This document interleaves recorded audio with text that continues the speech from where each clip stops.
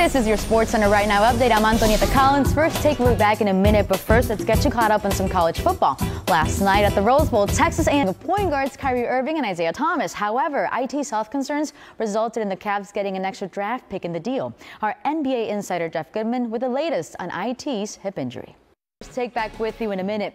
Last week we learned that Lonzo's little brother, 16-year-old LaMelo, is getting his own signature shoe as part, but they are weighing in. In a statement regarding the matter, the NCAA told our Darren Ravel that generally speaking, a college athlete or prospect paid for use of their athletics, reputation, or ability risks their future eligibility in that sport.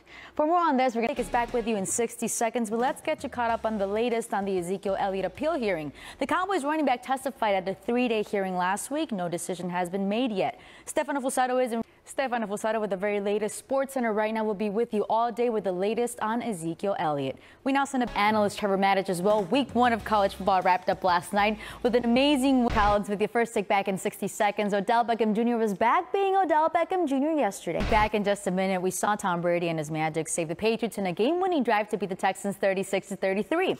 NBA Media Day, LeBron James answered a lot of questions, but a large portion of it was about President Trump.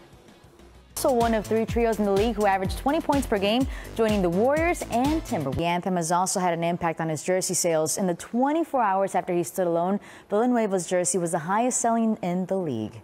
Back to first. Antonietta Collins with you. The Odell Beckham Jr. saga continues in New York. After Sunday's game, Beckham said his touchdown celebration that resembled a dog urinating was because he's a dog, so he acted like a dog. That story took a plot twist when ODB responded to someone on Twitter who pondered if the celebration was in response to Donald Trump's SOB comments from Friday night. First take back in 60 seconds. Antonietta Collins with you. The LeBron D-Wade reunion is about to happen. Our insider Adrian Wojnarowski reporting that Wade plans to sign with Cleveland as soon as he clears waivers Wednesday. Our Cavs reporter in Cleveland, Dave McMenamin, is with us. Dave, why did Wade ultimately choose the Cavs? Tony, he could have gone to San Antonio, could have gone to Oklahoma City, could have gone to Miami. He chose Cleveland because they have LeBron James. In other national anthem news, Joey Odoms, who has sung the anthem at Baltimore Ravens games for the past 3 seasons, has resigned.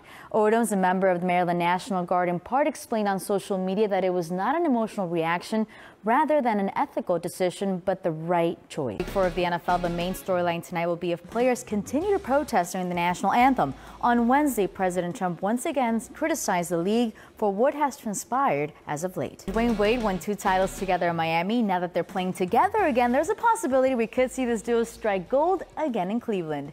Here's what LeBron had to say about having his BFF back with him on the court. Indeed, it'll be fun this season. Now let's get it over to Molly, and back in 60 seconds, I'm Antonietta Collins. The Carolina Panthers players didn't join the NFL-wide protest last Sunday. However, that may change this week after Cam Newton and several veteran players met with team owner Jerry Richardson. Seeing the NFL team show support for the rights of their players to protest during the national anthem. But what about quarterback Colin Kaepernick, whose football career is still in limbo?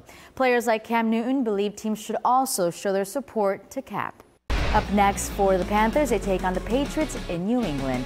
That's going to do it for this update. Now let's get it back to First Take.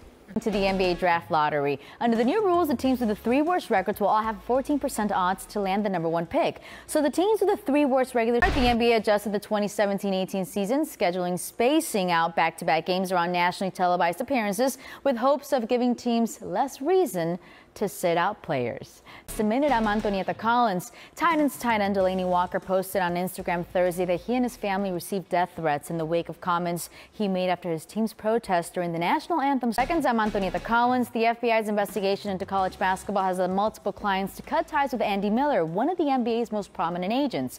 Miller's company, ASM Sports, employed one of the men arrested Tuesday as part of the scandal. There has been plenty of reaction across the sports world on this, including from Ohio State's head coach Urban Meyer. On this, let's get it back to First Take.